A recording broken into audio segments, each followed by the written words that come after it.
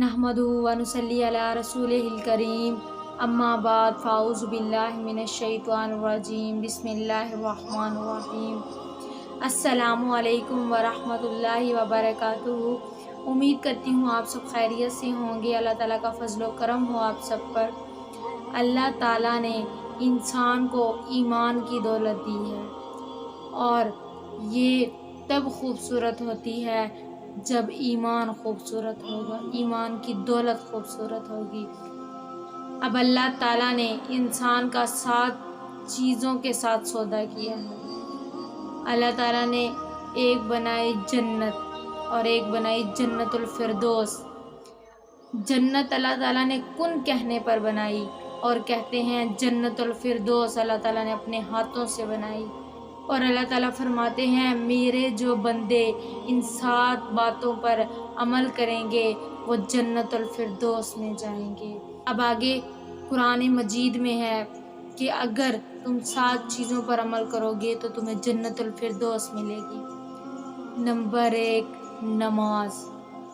नमाज हर हाल में ज़रूरी है। देखिए फ़र्ज़ नमाज, बाकी नमाज़ें तो ऐसी ही बताई गई हैं, तहज्जुद चाश्त वगैरह हो गई, लेकिन फ़र्ज़ नमाज़ें सिर्फ़ 17 रकातें हैं। इसको हरगिज़ नहीं छोड़ा जा सकता। 2 फ़र्ज़ सुबह के, 4 फ़र्ज़ ज़ोहर के, 4 फ़र्ज़ असर के, 3 फ़र्ज़ मगरिब के, 4 फ़र्ज़ ईशा के। ये फ़र्ज़ नमाज लाजिम करार दी गई है, इसको हरगिज़ नहीं छोड़ा जा सकता।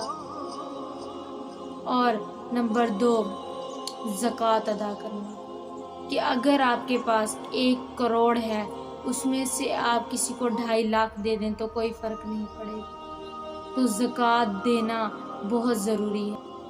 अल्लाह ताला अपने बंदों के बख़ील लोगों को हरगिज़ पसंद नहीं फरमाता, लिहाजा ज़कात देना लाजिम करार दिया गया है। नंबर 3 अपने वक्त और अपनी चीज़ों की कदर न करना। अब लोग क्या करते हैं, सारी रात जागते रहते हैं और दिन भर को सोए रहते हैं। हालांकि अल्लाह ने दिन में बरकत रखी है। रातों को देर तक जागते हैं और सुबह सोए रहते हैं, तो ये है वक्त की नाकदरी। और एक ज़िना जो कि आजकल आम हो चुका है। आप हलाल रिलेशनशिप को अपनाएं, निकाह करें। अल्लाह ने निकाह का हुक्म दिया है। अगर आपको कोई पसंद आ जाता है तो उसको अपने निकाह में शामिल करने का सोचें, ना कि ज़िना करने का सोचें। ज़िना अल्लाह के नज़दीक बहुत बड़ा जुर्म है। ये एक हराम ताल्लुकात हैं, लिहाजा इससे बचें, इससे गुरेज करें, निकाह का सोचें। और अल्लाह ताला फरमाते हैं कि मोमिन कभी भी ख़यानत नहीं करता, कि जिनकी अमानतें हैं उनको पूरा अदा करो। जो चीज़ जिसकी अमानत है उसको पूरा दो। अब देखें कि विरासत, हमारे बाप दादा ने हमें विरासत में कोई चीज़ दी तो हमारा भी हक बनता है कि इस पर हमारी औलाद का हक है, हम उसे अपनी औलाद को दें। तो देखें कि ये चीज़ें, अब ये तो 6 बातें हुई, लिहाजा ये 6 बातें ज़रूरी है। आखिर में ये फरमाया गया कि नमाज, इससे क्या मुराद है कि नमाज पढ़ना कितना ज़रूरी है। फ़र्ज़ इबादत है नमाज को हम किसी भी हालत में नहीं छोड़ सकते।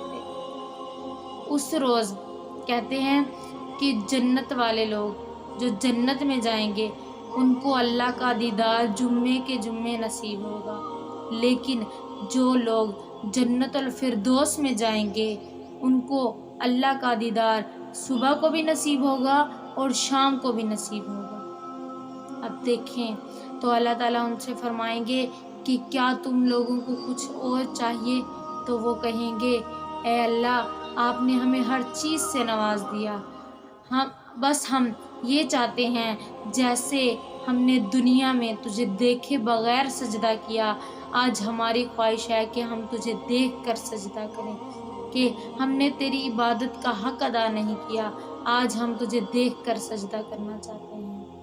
تو اللہ تعالیٰ فرماتے ہیں کہ آج سارے سجدے ختم ہو گئے، آج تم میرے مہمان ہو اور میں تمہارا میزبان۔ آج تم جو چیز مجھ سے مانگو گے میں تم لوگوں کو وہی عطا کروں گا۔ لہٰذا ان 7 باتوں پر عمل کر کر بندہ جنت الفردوس میں داخل ہو جاتا ہے۔ لہٰذا میرے بھائی اور بہنوں، قرآن کو پڑھو، قرآن کو سمجھنے کی کوشش کرو۔ میں علماء کرام سے کہتی ہوں کہ وہ دین کو موٹیویٹ کریں، لوگوں تک پہنچائیں، نماز کو ہرگز نہ چھوڑیں، قرآن کو پڑھیں۔ قرآن ایک ایسی کتاب ہے جس میں بالکل شک کی گنجائش نہیں ہے۔ باقی کتابوں میں تو یہ کہا جا سکتا ہے کہ اس میں کوئی غلطی ہے، لیکن قرآن اللہ تعالیٰ کی کتاب ہے، لہٰذا قرآن پڑھو اور قرآن کو سمجھنے والے بنو۔ وآخر دعوانا الحمد للہ رب العالمین۔ جزاک اللہ، خدا حافظ۔